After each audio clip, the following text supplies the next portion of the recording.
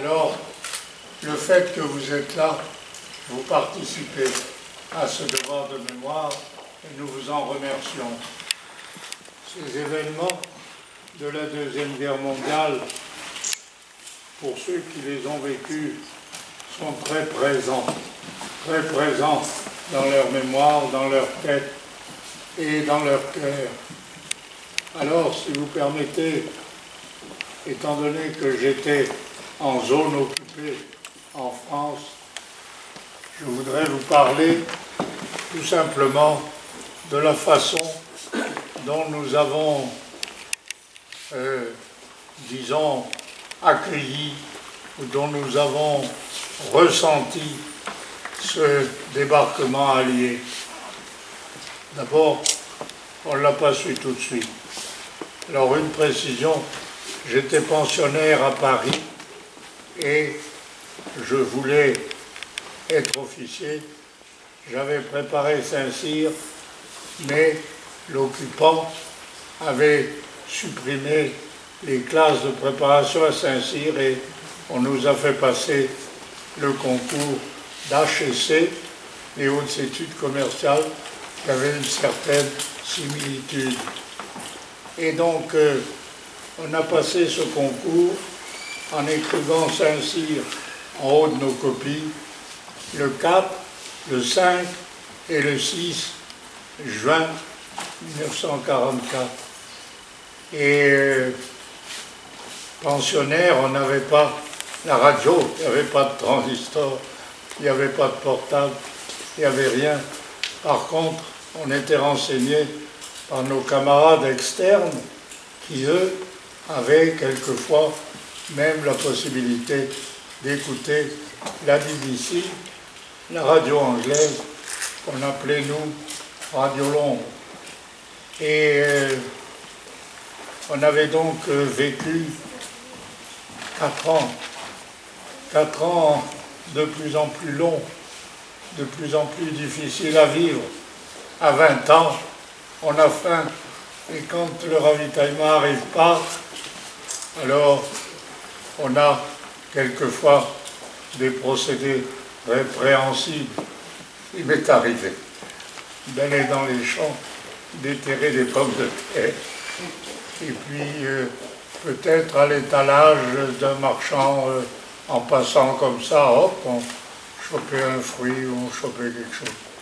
Bon, alors, nous sommes donc le 6 juin 1944, et nos camarades externes qui viennent passer le concours nous retrouvent, et ils ont la figure enjouée pour nous dire « ça y est, ils avaient entendu dès les premières heures à Radio Londres, ils avaient entendu l'annonce du débarquement. » Alors bien sûr, dans la matinée, je crois me rappeler qu'on n'avait pas d'épreuve dans l'après-midi et qu'on a été libre à midi.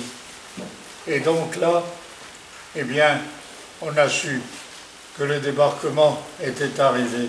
Et puis, dans la soirée, on a eu d'autres nouvelles. Et j'ai le souvenir, moi, que les nouvelles étaient pas tellement optimistes et que nos camarades nous disaient il semblerait que les Allemands sont les plus forts et que peut-être ce débarquement ne va pas être un succès. On a eu cette information dans la journée du 6 ou la matinée du 7, je me souviens. En tout cas, très rapidement, on a su que les positions alliées étaient solides sur les plages de Normandie. On a appris en même temps les pertes des premiers qui ont dû débarquer, sans aucun détail. On a su tout de suite qu'il y avait des pertes et on s'en doutait. Alors, à partir de là, si vous voulez, on a commencé, j'étais à Paris, hein, j'ai oublié de vous le dire, on a commencé à être certain que notre vie sous l'occupation, touchait à sa fin. On ne savait pas, à Paris, qu'il faudrait attendre le mois d'août pour qu'on voit les Allemands partir. Alors, je crois qu'après ce préambule, je voudrais surtout féliciter toute cette équipe avec M. Rodange d'avoir monté cette exposition, d'avoir donc cette façon de présenter ce qui s'est passé, ce qu'ont vécu en particulier notre camarade, notre frère d'armes qui était dans l'armée américaine et qui donc s'est battu là, en Normandie et après jusqu'au but. Donc bravo d'avoir réussi ça, bravo de continuer, de persévérer pour passer en somme ce message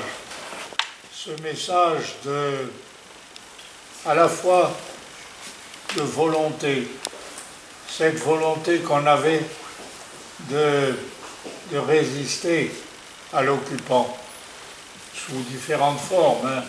La résistance, effectivement, et puis après, il y a eu, quand le pays, pour moi, quand le pays a été libéré, c'est l'engagement pour prendre les armes, pour les aider encore à rentrer chez eux plus vite. Et bien sûr qu'il y a eu des gens en Normandie, des engagés, des Français qui se sont engagés et qui ont pu s'engager dans l'armée française, puisque le 1er août 1944, la seule grande unité française à arriver sur le territoire national, c'était la division Leclerc, la 2e division blindée, qui débarquait sur la plage d'Utah Beach, exactement à Saint-Martin-de-Navarreville, à Sainte-Marie-du-Mont, ou encore un peu plus à l'est, à Grand-Camp, de l'autre côté de la rivière, dont le nom m'échappe, la Dive ou un nom comme ça, je ne sais plus. Et donc là, j'ai pu m'engager au mois d'août quand Paris a été libéré. Et j'ai fait uniquement donc la fin de la campagne, tout ça pour que vous sachiez qui je suis. Encore, je reviens sur ce devoir de mémoire qui à nous est resté depuis maintenant 70 ans.